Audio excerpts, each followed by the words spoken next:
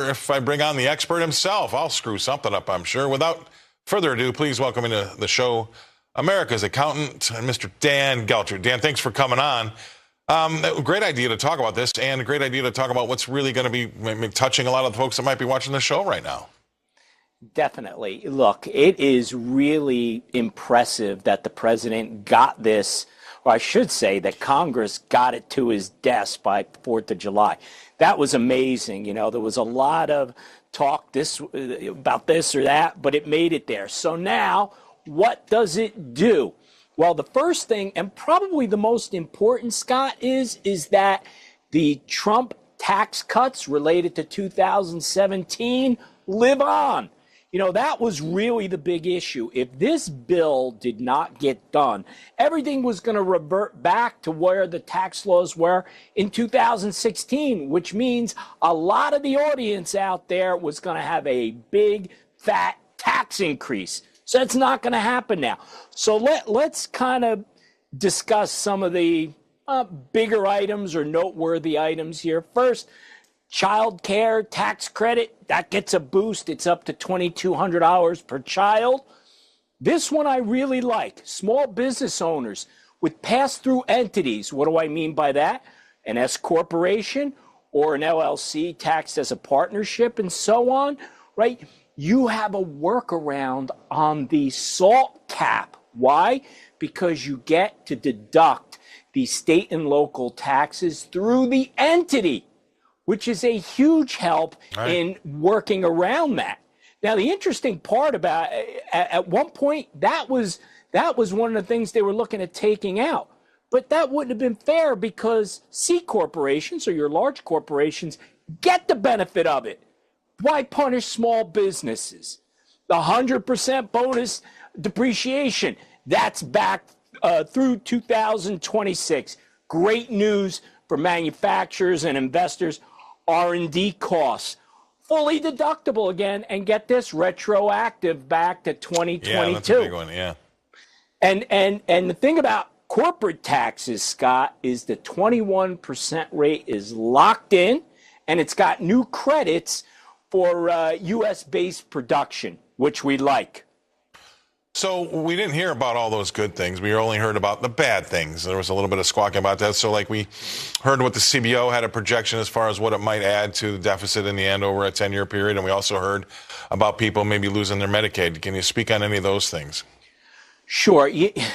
Look, it's always the discussion points that these bills are going to cost too much. And the CBO does their calculation. They're never right. I don't know who's right, but do we spend too much money?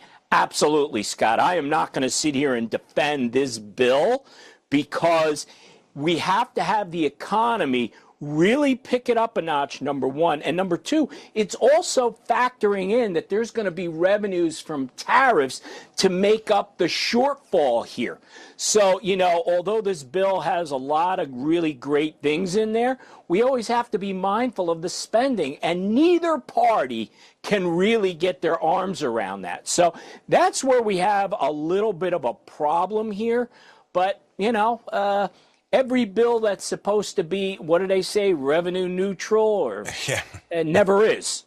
Well, and I come from this point, you know, if you look at some of these statistics are shocking. I'm not a government statistician by any means, but when you've got things in 2019 that have doubled in size as far as spending, Medicaid being one of them, I think, that doesn't make sense when you haven't had your population double in size. Now, I get it. There's going to be probably a 25 to 30% markup for inflation along the ways. But if we went back to our spending and a lot of the budgets from 2018, 2019 and added on a 25 or 30% inflation index to them, I think that I would 100% support that. I mean, I think that's where we should be. But you see some of these exploding budgets because of what everybody was trying to do over COVID, and we haven't gone back to pre-COVID levels yet. I think that's a large part of our problem. It really is. So there was all this COVID money out there, and what happened was budgets were adjusted to spend more. Post-COVID, they never rolled it back.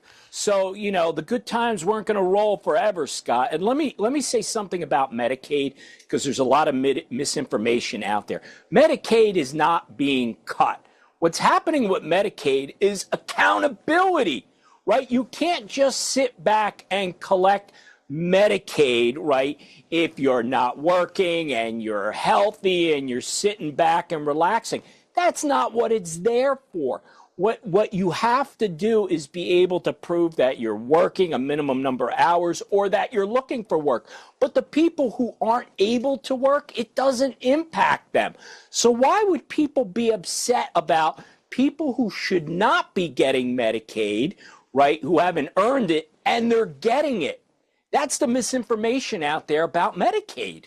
Well, they're also upset that they're not being able to, excuse the student loans. One last thing before I go, there are some reports out there. I mean, is this going to help us? You know, things are kind of tight right now. The rest of my show, we're going to do a couple of segments. Things aren't that great in some sectors of the economy. Will we be able to get a foothold and maybe grow ourselves out of this, or at least put ourselves in a better position with some of the things that we get from this bill as far as growth goes? I think so, Scott, because I think there's a lot of incentives here to help people do that, to reward production, American production. So, does it have a chance to? Absolutely. Will it? Well, I don't have the crystal ball, but it at least gives us the opportunity to say, hey, we can work our way out of this. This is where they always get that wrong. You know, it's hard to define what's going to be the good thing of the bill, and we don't. There's no model for how we can grow out of it. They only have a model of the spending, and I get it.